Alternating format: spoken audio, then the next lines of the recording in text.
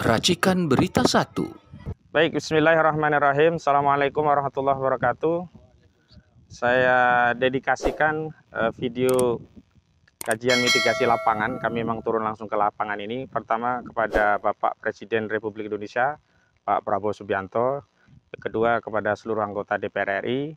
Ketiga kepada seluruh jajaran yang terkait dengan penyelesaian perkara masalah tanah yang dirampas di proyek PIK 2, termasuk masalah pagar laut begitu, dan juga tentu saja saya sampaikan video ini kepada seluruh rakyat Indonesia.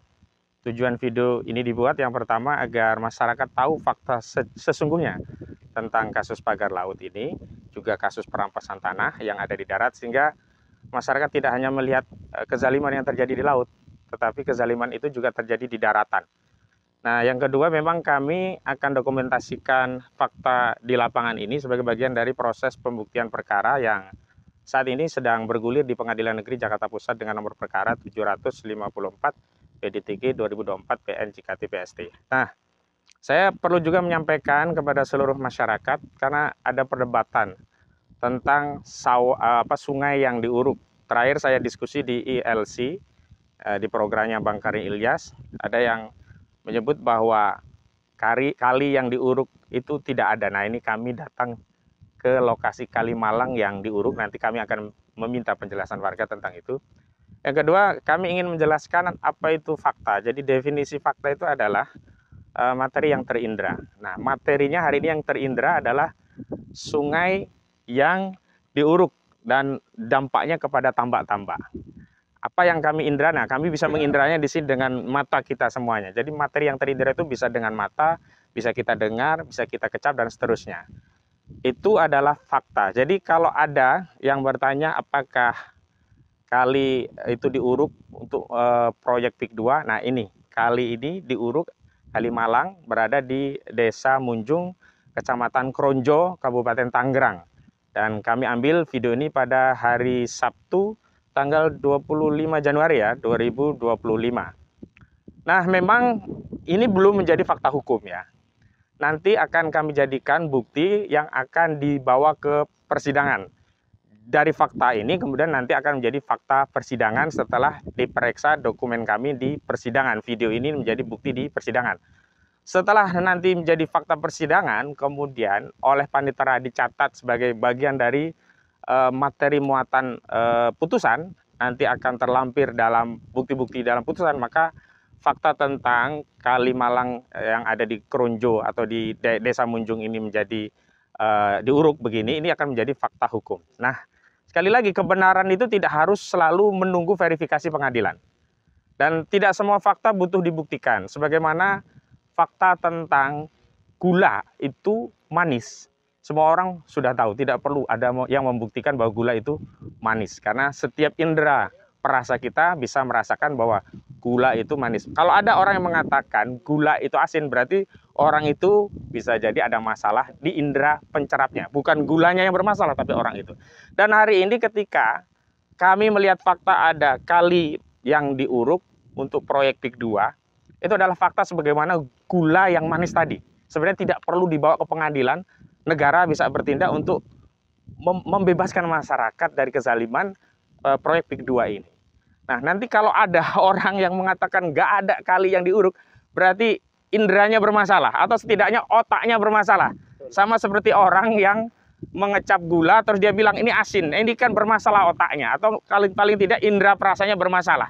Ini orang-orang seperti ini yang harus kita kita khawatiri ya, pernyataan-pernyataannya kalau tidak kita uji di lapangan dengan fakta yang sesungguhnya. Nah, yang pertama tentang Kalimalang yang diuruk. Nanti tolong dijelaskan yang pertama kepada Bapak siapa Pak? Kenalkan Pak namanya Pak. Saya nama Haji Jabir. Ya, bisa dijelaskan Pak, bagaimana kronologis kok kali bisa diuruk dan dampaknya bagi Bapak yang di sini penambak juga ya Pak ya? Iya, penambak. Gimana? Tolong diceritakan Ya. Sejak kapan ini diuruk? Terus sekarang terlihat ada sodetan kecil ini ya? Iya. Bagaimana ceritanya ada sodetan kecil ini? Silakan. Ini pertama kali dulu durung. Durungnya juga malam. Siang saya jaga. Nggak boleh kali ini durung. Karena kali ini punya pemerintah. Keperluannya semua orang butuh kali. termasuk tambak. Tambak itu keluar masuknya air itu dari kali. Kalau nggak ada keluar masuk mati ikannya. Satu. Kedua kali itu pembuangan air dari desa-desa itu kalau musim hujan bisa jadi lautan. Nah, dia itu nggak percaya. Durung terus-terusan. Malam saya jaga, saya tidur, durung lagi, sampailah sekilo lebih dari Keronjo, wilayah Keronjo dengan wilayah Muncung. Ya, namanya ini Kalimalang, jurusan Muara Selasih, Sabandar. Terus orang kampung ngamuk karena tambaknya pada banjir. Terdampak ya? Iya, terdampak. Ya, ada sungai kecil ini, ada 3, Keronjo, Muncung 2, yang dulu gitu. Sekarang dibongkar tuh, kelihatan tuh ya. Bongkar kemarin baru ini. Kali sungai Kalimalangnya itu selebar apa sebelumnya, sebelum ada aliran kecil? Sungai Kalimalang itu bukan sungai buatan. Saya dengar di TV apa di mana, sungai buatan. Kalau itu Kalimalang Bekasi itu. Itu Bekasi yang buat. Di sini nih. Ya. Pemerintah ini belum pernah membangun atau bikin Kalimalang dari zaman Belanda. Saya aja nggak tahu bikinnya. Lebarnya 20 meter. Ya, 20 meter. Seharusnya menurut saya pemerintah kewajiban setiap 10 tahun sungai yang dangkal-dangkal itu kewajiban dikeruk. Bukan malah ditimbun. Ya, ini mah datang ditimbun. Durung. Nangis saya. Saya ini petani. Saya bukan orang pemerintah, bukan orang politik, bukan orang partai. Petani, kerjanya tani, ngurus anak, ngajar ngaji doang. Nggak ada urusannya. Saya belum pernah jadi pangkat. Nggak ada urusannya. Tapi kalau kalinya durung, anak-anak saya, cucu saya, semua orang butuh makan. Terus pertanian, sawah, kenapa datang-datang durung? Bukan tanah mati itu. Tanah produktif itu bertonton. Lumbung padi daerah Keronjo Muncung. Padahal itu seharusnya dibangun pertanian supaya bisa 2 kali, 3 kali. Kan kali Muncung Keronjo ini pertaniannya kalau nggak ada hujan, nggak panen. Karena kayak anak tiri Tangerang itu. Coba tanya bupatinya tuh, kapan mau dibangun Keronjo Muncung supaya bisa ya irigasinya. Saya tahun 81 minta dibikin irigasi dari Mawuk. Waktu itu Padana, Bupati Pak Subirin. Sampai sekarang nggak dikasih. Tuh saya pengen dibangun saya mah.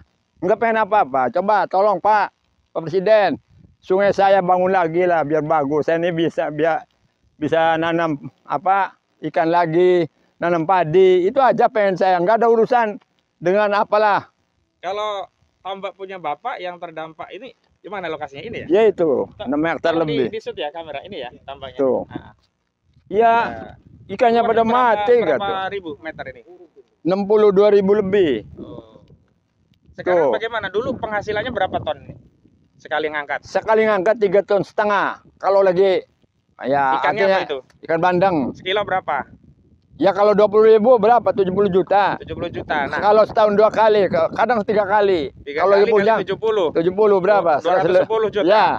Mau diganti 50.000, saya nggak mau. Oh, Bapak termasuk yang ditawar tanahnya? Wih, bukan ditawar lagi. Itu malah ditakut-takuti. Ditakut-takuti. Harganya berapa? 50.000. Tapi Bapak nggak mau ya? Nggak mau. Masih bertahan sampai sekarang? Bertahan sampai sekarang. Cuman sekarang dampaknya gimana untuk melihara ikan? Jadi dia mati nggak bisa. Karena ini airnya kan sungainya di Surgum nggak bisa, salinitas airnya bagaimana? Oh, sanititas airnya nggak bisa ganti-ganti gitu ya? Ikan itu butuh air bersih terus. Iya. Apalagi udang. Kalau nanam udang ini, saya tadi bisa 2,5 ton. Seharusnya dibangun. Udang Panami itu. Ini potensi, seharusnya dijadikan megapolitan bandeng dan udang. Oh, bikinkan itu, ya menurut. Bikin koperasi di sini. Bikin pabrik opannya. Bina petani kita. Kan ada IPB. Iya, produk lanjutannya. Ya, insinyur turunkan di Keronjo. Saya senang. Iya. Bukan malah diuruk habis. Tanah yang diturunkan di Keronjo. Wah, itu salah itu. Kalau harapan Bapak bagaimana terhadap kali-kali ini? Harusnya direstorasi ya, dikembalikan lagi seperti biasa. Nah, semua itu dibagusi sampai Muara Selasih. Tapi ini udah terlalu banyak, Pak, yang 3 kilo ada itu panjangnya. Panjang sampai 3 kilo. Jauh sana. 20 km lebar. Berapa lebarnya? 20 meter. 20 lebih meter, kayaknya. Lebarnya kira-kira dan panjangnya sudah 3 kilo lebih 3 kayaknya. kilometer. Jadi sekali lagi kepada seluruh masyarakat, jangan hanya menganggap bahwa masalah kita hanya masalah pagar laut.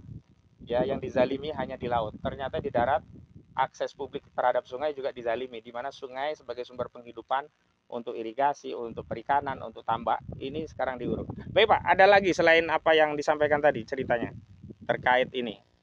Kalau yang lainnya, Bapak tahu, yang lainnya akhirnya dijual? Katanya itu, kata yang apa yang datang itu apa semacam preman-preman lah. Karena dia nggak ada identitasnya. Saya dari apa orang lapangan aja. Semua keronjemunnya udah diserahkan di DP nih, tinggal Pak Haji doang. Jadi kalau Pak Haji nggak jual, nanti ini dikurung, Pak Haji di tengah mau masuknya kemana ditakut. Dia sebodoh amat, tetap punya saya. Saya nggak takut lah. Ya, punya saya tetap nanti saya ganggu, walaupun sudah ada gedungnya. Baik, Pak Haji berarti belum sampai menjadi korban karena masih bertahan nggak Ya, mau dijual. belum saya, Bang. Karena memang pengen Ya, terus berbudidaya ikan ya. Ya, pengen budidaya, Ya. pengen. Apalagi makan, kalau saya. cuman 50.000 per meter, Waduh. jauh sekali begitu ya. Tanah di Keronjo ada yang 3 juta per meter itu. Masya Allah.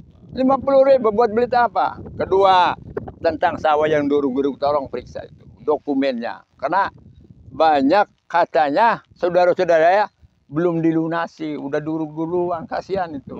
Nangis pada itu. Ini ada ponak-ponak saya, teteh saya termasuk. Ada. Terus tambah, ada yang udah durung, ada yang banyaknya nangis lah. Tolong aja periksa dokumennya lah. Periksa satu, dipanggil itu warganya yang punya ini. Bagaimana caranya? Jangan ngedengarkan dari awal-awal orang. Langsung periksa aja warganya. Saya siap nanti saya antar warganya yang punya bersangkutan. Jadi biar clear Pak, Puyang ngedengerin apa tuh di HP tuh. Baik, ada mahasiswa ini ya. Alhamdulillah bisa menambahkan fakta sebelum kita dengar keterangan dari korban langsung yang memang tanahnya akhirnya diuruk walaupun belum lunas, baru dia itu. Mas siapa namanya?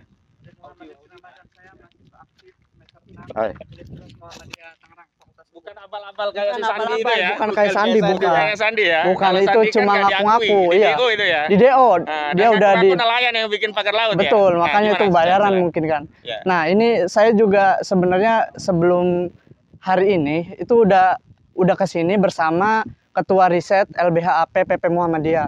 Dan sebenarnya gampang kalau untuk membuktikan adanya pengurugan atau tidak. Sekarang kan zamannya canggih gitu kan, media sosial, era digital. Masa iya yang mengatakan tidak ada pengurugan itu bohong besar gitu. Membuat hoax di media. Itu tolong aparat kepolisian harus menegakkan hukum yang sebenar-benarnya. Karena di sini udah jelas gitu.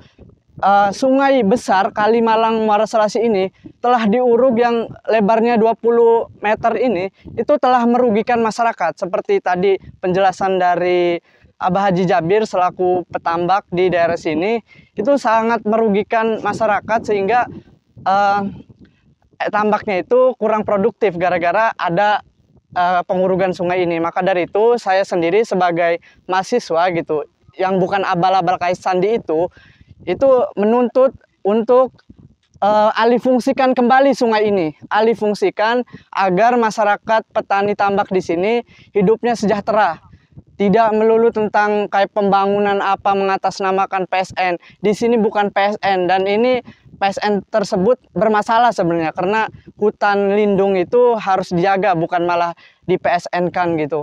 Maka dari itu saya selaku mahasiswa dan di sini juga udah cukup jelas di media itu bahwa terjadi pengurugan di daerah Muncung dan Keronjo selebar sungai itu 20 meter dan panjangnya itu 3 km lebih. Maka dari itu cukup untuk dialihfungsikan saja gitu. Dikembalikan fungsinya. Yeah. Dikembalikan fungsinya. Direstorasi agar masyarakat ini bisa hidup seperti semula lagi, mata pencariannya normal lagi. Mungkin itu saja penjelasan dari saya selaku mahasiswa Universitas Muhammadiyah Tangerang, Fakultas Hukum. Ya, baik, walaupun ini memang pendapat pribadi ya, tidak mengatasnamakan institusi. Bukan, gitu ya. bukan. Tapi memang benar-benar mahasiswa ya. Benar-benar mahasiswa. Bukan seperti Sandi ya. Bukan. Iya. Saya juga udah kajian di kampus Universitas baik. Muhammadiyah Tangerang itu. Pak, ini tolong diceritakan ini gimana ini Pak? Kok ada kali kecil Sodetan ini fungsinya apa dan sebelumnya seperti apa? Kenapa kok ada kali Sodetan? Sebelumnya seperti apa begitu? Sebelumnya kan gini Pak, Pak, siapa ya. dulu namanya? Namanya Haji Sarkani. Iya Pak Haji Sarkani ya, silakan. Ya sebelumnya itu awalnya ini kan sungai Pak. Sungai ini di sini nih ada anak sungai. Anak Sungai Kalimalang ya. Ya, anak sungai Bentar, saya Kalimalang. jelaskan. Jadi Kalimalang di Keronjo itu beda dengan Kalimalang Bekasi. Kalau Kalimalang Bekasi memang itu sungai yang diadakan untuk kepentingan irigasi dan air minum, paham tuh. Ya. Tapi kalau ini alami ini. Alami. Ya? Sejak kecil udah ada ini. Saya semenjak lahir itu sudah ada, Pak. Sudah ada ya. Iya. Karena ini kan Kalimalang Ya. di sana Ya. yang lebarnya 20. Ya. Nah, ini kan ada kali kecil nih yang ketambak sampai ke sawah irigasi.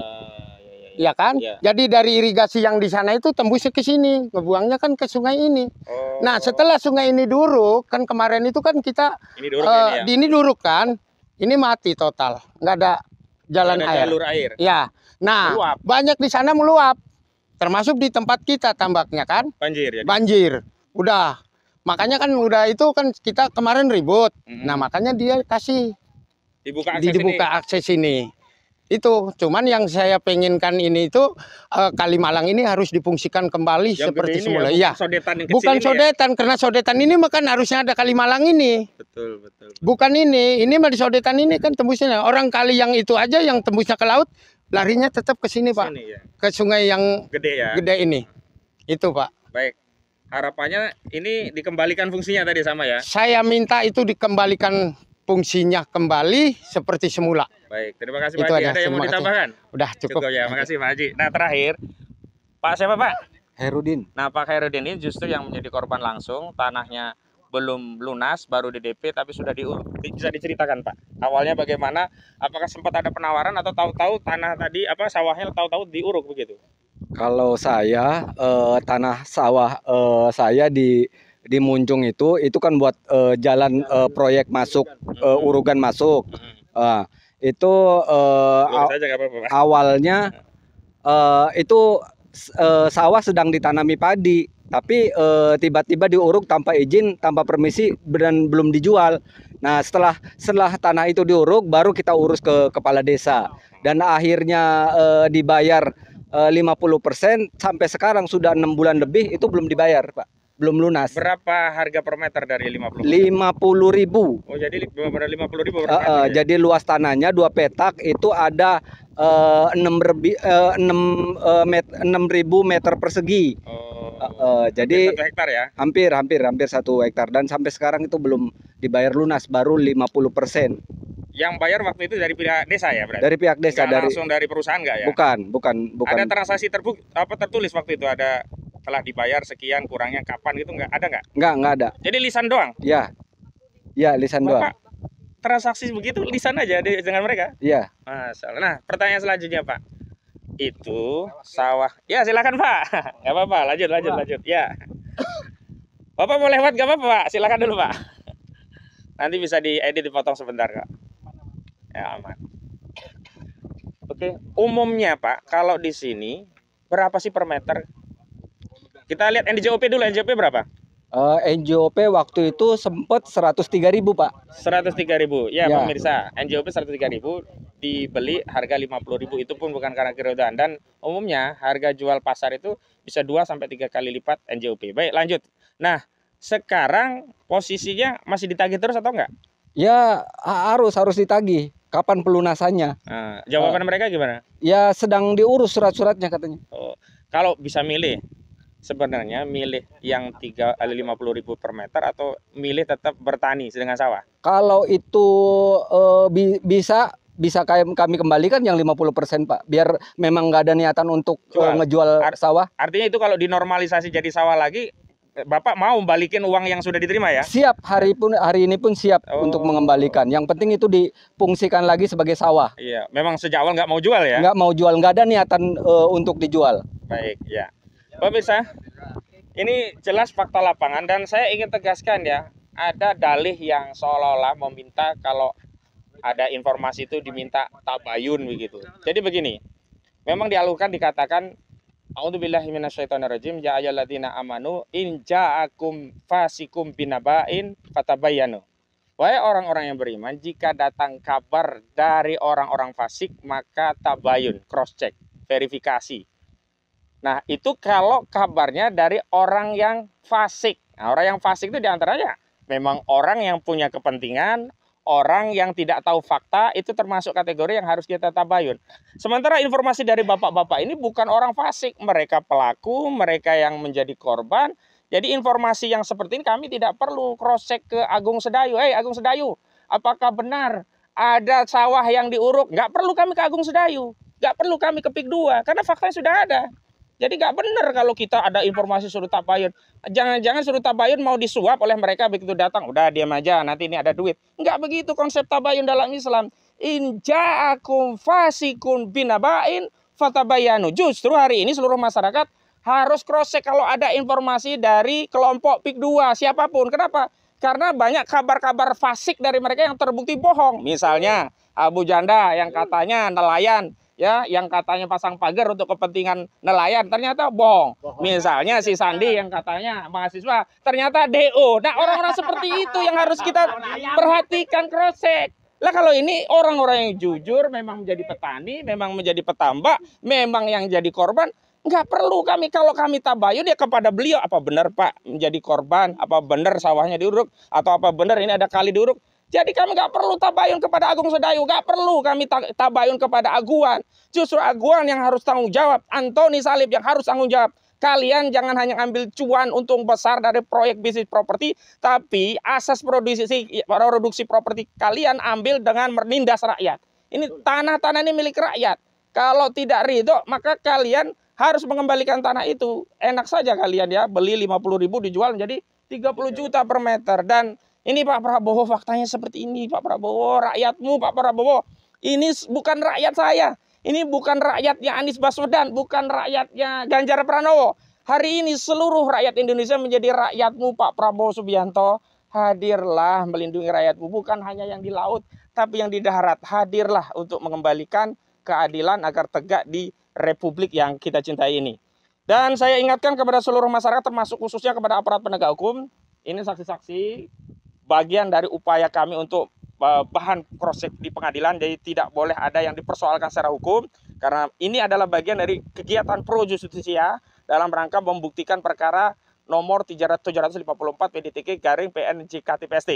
Jadi bapak-bapak, ya apa yang bapak-bapak sampaikan tadi benar-benar fakta, nggak usah khawatir, nggak usah takut, nggak akan bisa dipidana. Karena apa? Yang bisa dipidana itu adalah hanya penjahat. Nggak mungkin orang yang membela haknya kok dipidana. Keliru itu. Baik, itu saja. Ada tambahan mungkin? Harapan? Ya, harapan kita itu istilahnya agar di sini ini diselesaikan dengan secepatnya. Termasuk di wilayah lain ya tentunya ya? Termasuk di wilayah lain. Itu yang harapan kami sebagai warga di Kronjo ini, Pak. Ya, dari sisi mahasiswa harapannya bagaimana? Karena memang sekarang ini bermasalah ya, ketika kejadian demi kejadian. Kalau dari saya sih ya tolak gitu PIK 2 di sini gitu, karena memang PIK 2 itu swasta murni. Ini masyarakat sawahnya itu dibayar 50.000 dengan diatasnamakan PSN. Jadi itu tidak benar semua. Maka dari itu ketika proses ini bermasalah ya kita harus tolak gitu. Hentikan dulu hentikan ya dulu proyeknya. Ya. Kalau bisa permanen, hentikan, tolak PIK 2. Baik, makasih. Sebentar, Pak Haji. Terakhir Pak Haji, apa doa harapan Pak Haji ini? Ini tambaknya udah dikelilingi, ini semua udah diuruk, ditawar 50.000 tapi Pak Haji nggak mau. Harapan Pak Haji kepada pemerintah apa? Saya harapan kepada pemerintah, sungai dulu nih, kali yang gede nih, dibagusi semua. Terus yang kecil-kecil. Berarti urukan ini diangkat lagi nih ya? Diangkat semua. Ya. Seperti pagar laut dicabut, urukan ini juga diangkat ya? Diangkat. Terus PIK 2 harus dihentikan sampai kapanpun nggak ada. Karena itu berbahaya bagi saya, bagi warga Banten. Baik. Karena kabarnya nggak enak itu Pak. Yang datang ke masyarakat ini, PIK 2 itu, waduh berbahaya. Ya, bukan pemerintah yang ngasih informasi, yang datang itu preman-preman. Ya, gitulah. Jadi tolong pemerintah turun ke desa-desa, periksa ini warga-warga, dilihat. Jangan mendengarkan di Jakarta. Di Jakarta saja, baik. Turun ke kampung-kampung. Baik, terima kasih kepada seluruh rakyat Indonesia. Ini adalah bagian upaya dari tim advokasi melawan oligarki rakus perampas tanah rakyat. Saya Ahmad Kozini, sarjana hukum, selaku koordinator, melaporkan dari Desa Munjung, Kecamatan Kronjo, Kabupaten Tangerang, pada Sabtu 25 Januari 2025. Terima kasih.